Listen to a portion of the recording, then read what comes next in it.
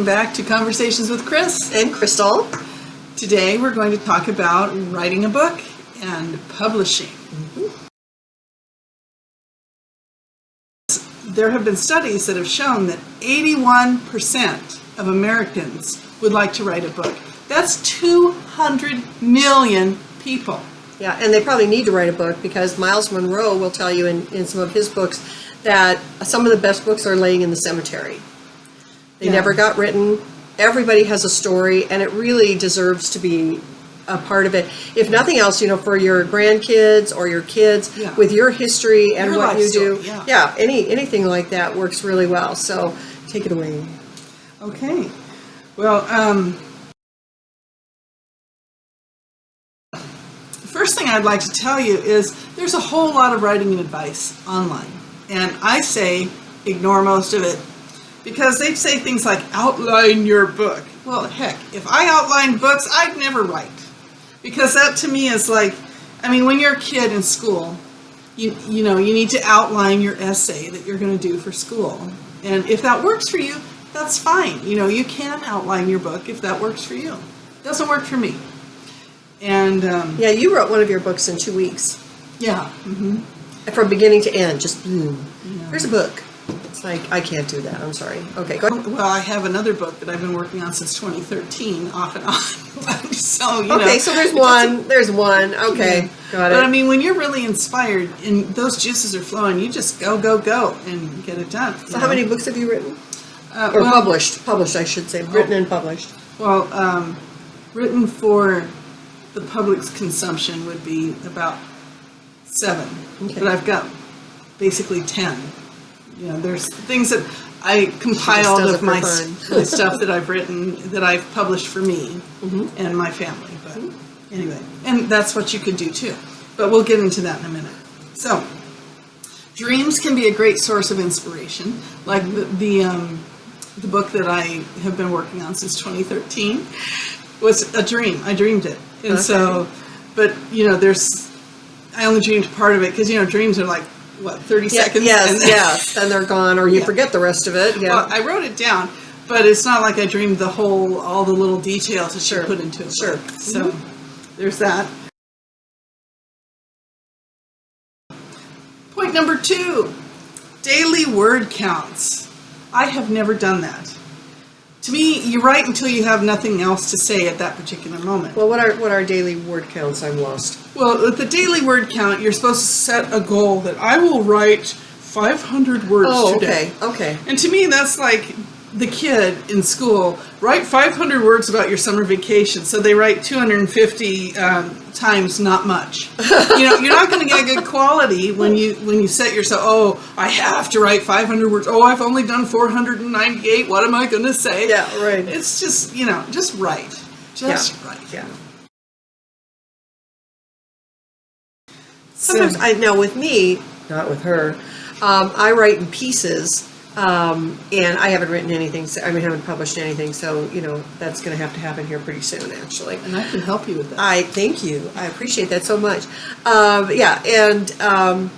I write in chunks. I tend to write in chunks. And chunks and thoughts. Yeah. So I think after you write a whole bunch of paragraphs, if you will, of stuff, then maybe putting them in some kind of order kind of helps you to figure that out. And I have done that too. Like there were times I'm writing a book, I'm writing, and it's like, I have this great idea for another section of the book, but I'm not there yet, but I don't want to forget it. So leave a big white space on the page in my computer, and then I'll write it. Right. And then when I get to where it fits, then I'll put it in there. And you can always move things around. That's one of the beauties of today's technology. Yeah, it's nice. Can do that. Really nice. Really nice. Yeah. So chapters are like mini books in themselves. So like we were saying, where if chunks. Chunks, yeah. So you can chapters, chunks, same thing. Right, a chapter, and if you call it chapter 3 and it really fits better at chapter 6, you can move it. Yeah, it's not a big deal.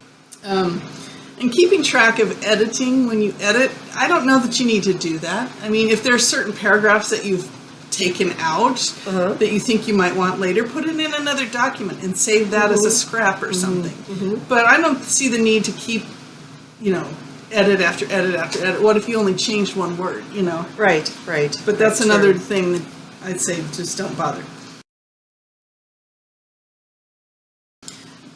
Third point is workspace. They say dedicate a workspace for you to write in. Well, you can write anywhere these days. Yes, You've got yes. your laptop, just a pad and paper. Go out to the park if you're not feeling inspired where you're sitting at home. Go to the park. Go somewhere. Yeah, go to the coffee shop or the cafe or something like that. Yes, that Yeah. makes sense. And then number 4 is schedule. They say, schedule time every day. Treat it like a job. Well, a lot of people, they don't like their jobs. So why would they want to, I treat it like a job. I hate it. Well, if you don't want to hate it because it's something that you like to do, you want to do. So I'd say just maybe write a little bit on your lunch hour if you're Feeling inspired, Yeah. and I think that's the beauty of it too, is you can go anywhere or live anywhere, or go on vacation and take your laptop with you and write whenever it hits you. Like, I'm going to write some more here, and Or maybe if you feel like you have to schedule time, once a week. Schedule there's a day when people in the house are going to be gone, like the kids are off at a soccer game, your spouse is at work or something, or out doing yard work. Then you just sit there and you write. And, yeah, that makes sense. Okay, and number 5, copyright. A lot of people don't don't know get it. this, Yeah. but in the United States, once you write something, put pen to paper, it's automatically copyrighted. Now, the problem comes in if they steal your work and they're going to call it their own. Right, plagiarize. Yeah. But the point is, they're not going to see your work until it's published, right? Right. So when you publish it, you're going to put copyright, whatever year it is, like 2023, at the beginning of the book, and there's your proof right there. Right. Some little miscellaneous tips I'd like to give. Short story magazines. You may be tempted to buy some to inspire you. I say don't do it, because they are depressing. What people call literature these days is things that if the protagonist's mother, they're really close to their mother, you have to kill the mother. Make the ending of your story really depressing. I don't think so. No. To me, why would you write that? Yeah. Unless you're really a miserable person and that gives you joy somehow. Unless you're writing a horror story. Well, I guess. Yeah. Bad news, bad things, scary things, or whatever, yes. And the other thing is writer's block. People sometimes say, I have writer's block. Well, if you have writer's block, go do something else for a while. Don't sit there and stare at the page and go, why can't I think? Because it's not going to do you any good. Right. So go have a snack, go watch something on TV, read a book or something, get your mind off of it, come back to it later.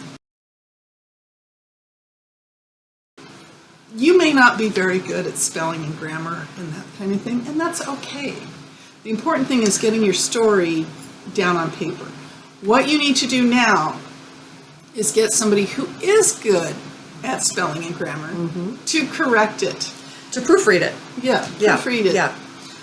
Yes, I know there's a spell check and grammar check on your computer, but no. They often do more harm than good. Amen. So I would say, even if you hire somebody to proofread it, you can do that. Or find a friend who's good at it. That sort of thing. Right. But the point is, don't publish it full of errors, because there will be people like me who will look at that and go, Oh, Lord, have mercy. So, once you've gotten all that taken care of, publishing is such a breeze these days. You used to have to submit it to, everybody and their dog, I'm going to send it to HarperCollins or whatever, and then you have to sit and wait until you hear back from them. And a lot of writers have talked about how they have a drawer full of rejection notices before they got their first acceptance. Well, hey, you don't have to put yourself through that anymore, because they're self-publishing. Right.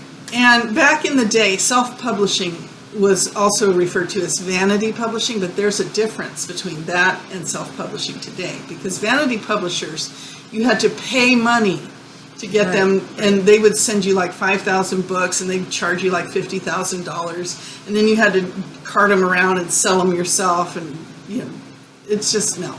You never want to submit your writing to anybody that's going to say, "Oh, we charge a reading fee or whatever."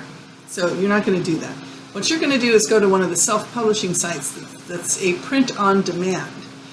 And there's one that I use, and I'm not being paid to say this, but the Book Patch. And what they do is you upload your book in a PDF format, then you design your cover and everything, and it's really easy to do. They give you step-by-step instructions, and you can list it in their bookstore if you like, and people can order from there. You only pay what it costs them to print it and your shipping for however many copies you want. So with the pricing, you were saying, okay, you have the printing cost and you have shipping. Do you have a range of price that might run? What would that cost? Oh, sure. So it depends how long your book is. Like, for instance, my book, Chosen, it's 99 pages long, and the wholesale price on that book was $5.81. So that's what it costs to print it. 1 to 99 books is $5.81 wholesale. Per book. Okay, got it. So if I ordered 100 to 249 books, it's $5.52 each. So it's Okay. like 30 cents off. Uh-huh. So then if I purchase those, then they usually charge, their shipping is, well, again, that depends on how much it weighs. Right, how of many course. books you have, and paper is heavy.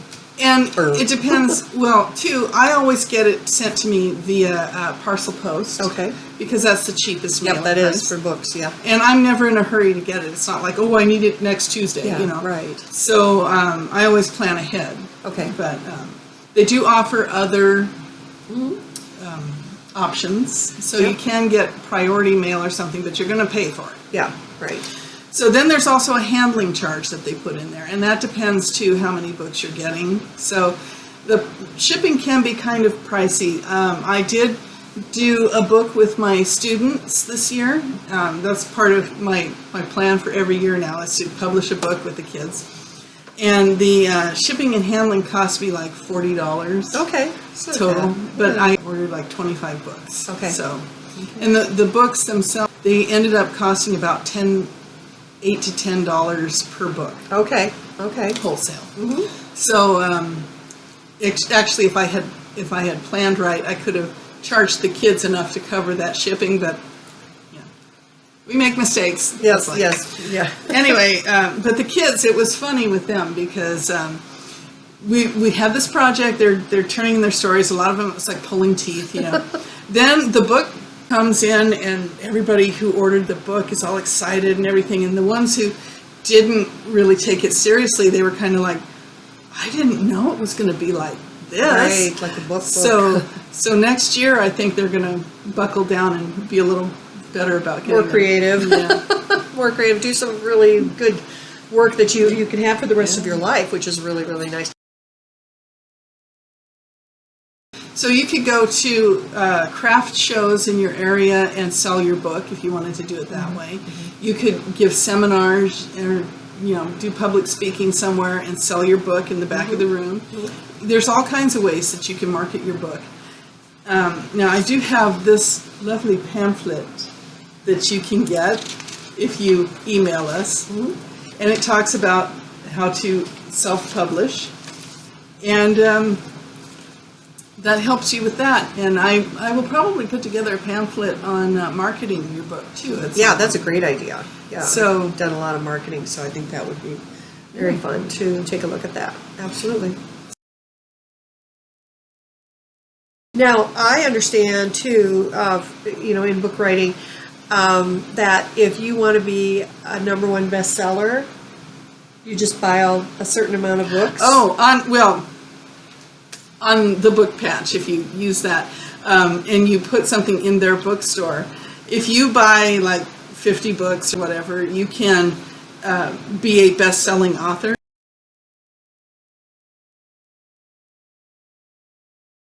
Because you've sold a lot of enough. You've sold the books. Yeah, you bought your own books.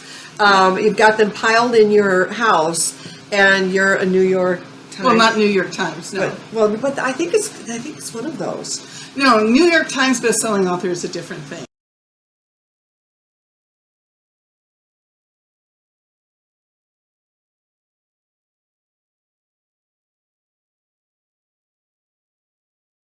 Okay, but you can be a best-selling author. Yeah, you can call yourself a best-selling author because you did. And your dining room is full of your books. Yeah, and then you can go and sell those books. Yeah. Yes, yes. But yes. So we'll do another one for marketing of your book and at another time. That is all I have today. And so remember to get out there and write your book. Get it done. Don't wait till tomorrow. I have to do that. Because So tomorrow may keep not you come. posted. Yes, that's right. I'll keep you posted. Okay. Okay. And So just remember, take take care of yourself because nobody else will. Thank you. Bye.